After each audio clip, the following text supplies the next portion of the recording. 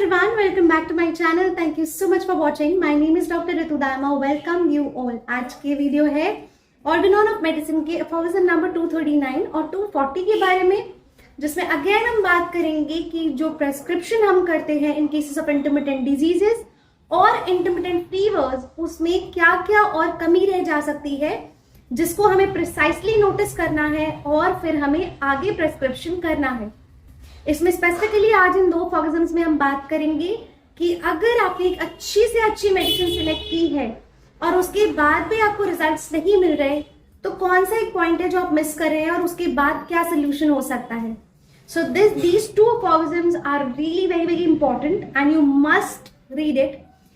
इनको बहुत सिंपली करेंगे, छोटे छोटे फॉर्मेशन है लेकिन बहुत इंपॉर्टेंट है। Please do like share and subscribe as I always say. अपने बैचमेट्स के साथ शेयर कीजिए वीडियोस। अगर आपको एग्जामिनेशंस में आपको अपनी प्रैक्टिस में हेल्प हो रही है तो प्लीज शेयर कीजिएगा, ताकि ज्यादा से ज्यादा लोग ऑर्गेनॉन ऑफ मेडिसिन जैसे डिफिकल्ट सब्जेक्ट को आसानी से समझ सके और day to day life practice में इसको यूज कर सके। Without further ado, let's dig into this video which is formation number 239. As almost every medicine causes in its pure action a special peculiar fever. अब बात की जा रही है उस कॉन्सेप्ट के बारे में जो हम ऑलरेडी पहले कर चुके हैं कि जो भी होम्योपैथिक मेडिसिन होती हैं, अभी तक आप सभी स्टूडेंट बहुत अच्छे से जानते हैं कि जो भी होम्योपैथिक मेडिसिन होती है उसके अंदर वो प्रॉपर्टी होती है कि वो डिजीज को क्रिएट कर सकती है शरीर के अंदर। दैट मीन्स जिन सिम्टम्स को आपकी मेडिसिन हील करती है, ठीक करती है, क्योर करती है, उन्हें वो बॉडी के अंदर क्रिएट भी कर सकती है और क्रिएट करती ही है। तभी वो आपको क्योर देती है, तभी वो आपको हेल्थ प्रोवाइड करती है। तो लास्ट वीडियो में हमने बात की थी कि किस तरह से मार्शी डिस्ट्रिक्ट्स में रहने वाले लोगों को प्रॉब्लम होती है और कैसे उन्हें माउंटेन रीजन में शिफ्ट हो जाना चाहिए, या जो एक्साइटिंग कॉज है अगर उसको आपने नहीं हटाया तब तक आपकी जो प्रॉब्लम है वहां से नहीं जाएगी और एक पैरोक्सिज्म के बाद कुछ समय तक आराम मिलने के बाद फिर से रेकरेंस हो सकता है। तो एक्साइटिंग कॉज को रिमूव करना बहुत जरूरी है। आज हम बात कर रहे हैं इस लाइन का क्या मतलब है। एज ऑलमोस्ट एवरी मेडिसिन, हमारी हर एक होम्योपैथिक मेडिसिन ऐसी है जो अपने प्योर एक्शन में एक स्पेशल पेक्यूलियर फीवर जो है प्रोड्यूस करती ही है। आप कोई भी मेडिसिन उठा लीजिए, पॉलीक्रेस्ट मेडिसिन या जो भी मेडिसिन, मोस्टली सभी मेडिसिन जो है एक पेक्यूलियर तरह का फीवर, उसमें आपको सिम्टम मिल जाएगा। तो फीवर की सिम्टम ऑलमोस्ट हर दवा में है, तो दैट मीन्स हर दवा एक पेक्यूलियर तरह का फीवर बॉडी में जनरेट करती है। causes in its pure action a special peculiar fever and even a kind of intermittent fever, और स्पेसिफिकली कहा जाए तो इंटरमिटेंट फीवर का भी एक तरह, एक टाइप वो दवा प्रोड्यूस करती ही है विद इट्स ऑल्टरनेटिंग स्टेट्स, और उसमें ऑल्टरनेटिंग स्टेट्स भी मेंशन किए होते हैं। Different from all other fever that are caused by other medicine, जो हर एक दवा से अलग होते हैं। मतलब हर एक दवा जो दूसरी मेडिसिन है उससे अलग होगा दूसरे का फीवर। किसी भी दो मेडिसिन का फीवर एक जैसा नहीं है, उनके ऑल्टरनेटिंग स्टेट्स मैच नहीं करते। Homeopathic remedies may be found in the extensive domain of medicines for all the numerous variety of natural intermittent fevers। तो होम्योपैथिक रेमेडीज ऐसी है, एक्सटेंसिव डोमेन है उसका फीवर में, न्यूमरस वेराइटीज जो होंगी नेचुरल इंटरमिटेंट फीवर्स की, वो सब वेराइटीज आपको मेडिसिन में मिल जाएंगी। एंड फॉर a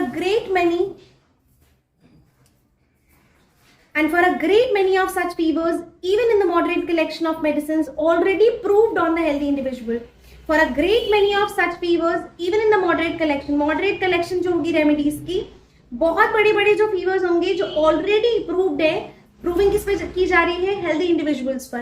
तो हेल्दी इंडिविजुअल्स पर प्रूविंग जो की जा रही है उससे वो सारे सिम्टम्स निकल कर आते हैं, और हर एक मेडिसिन का एक पिक्यूलियर इंटरमिटेंट फीवर उसके ऑल्टरनेटिंग स्टेज के साथ आपके सामने होता है, जो कि बुक्स में रिटन है। Now the next aphorism is aphorism number 240. But if the remedy found to be homoeopathic specific, अब आपने दवा सिलेक्ट कर ली। लास्ट अफॉर्मेशन में हमें यही पता चला कि पिक्यूलियर इंटरमिटेंट फीवर के लिए आपने एक medicine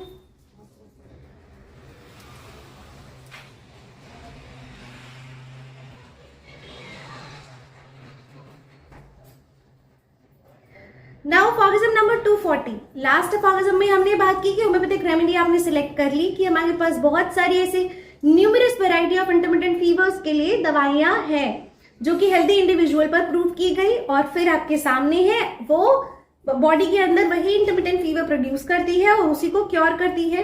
that means similia similibus curentur का लॉ।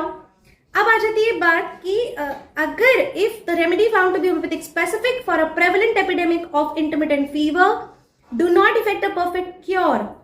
अगर एक प्रेवलेंट कोई एपिडेमिक चल रहा है, उसमें इंटरमिटेंट फीवर का एक एपिडेमिक है, उसमें आपने मान लीजिए होम्योपैथिक स्पेसिफिक रेमेडी ढूंढ ली, but it do not effect a perfect cure in some और अदर पेशेंट, किसी एक पेशेंट में और किसी नहीं दूसरे पेशेंट में अगर वो एक परफेक्ट क्योर नहीं ला पा रही है, if it be not the influence of a marshy district, अगर मार्शी डिस्ट्रिक्ट का इन्फ्लुएंस नहीं है, मतलब कोई एक्साइटिंग कॉज भी बीच में नहीं आ रहा है, वो मार्शी डिस्ट्रिक्ट का केस नहीं है, पर फिर भी एक दो कोई लोग हैं जो नहीं ठीक हो रहे, उनको परफेक्ट क्योर नहीं मिल रहा, that prevents the cure, it must always be the सोरिक miasm in the background. तो बैकग्राउंड में क्या है, इसका मतलब सोरिक माइजम है जो ऑब्स्ट्रक्ट कर रहा है क्योर को, और इसके लिए आप क्या करेंगे, इन केसेस में एंटीसोरिक देना पड़ेगा।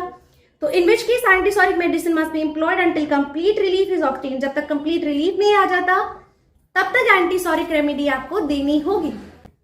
So these two aphorisms are very simple yet very important. आप इन्हें अच्छे से फिर से एक बार कर लीजिएगा। लास्ट वीडियो जो है उसका भी एक बार रिविजन कर लीजिएगा, बहुत इंपॉर्टेंट है।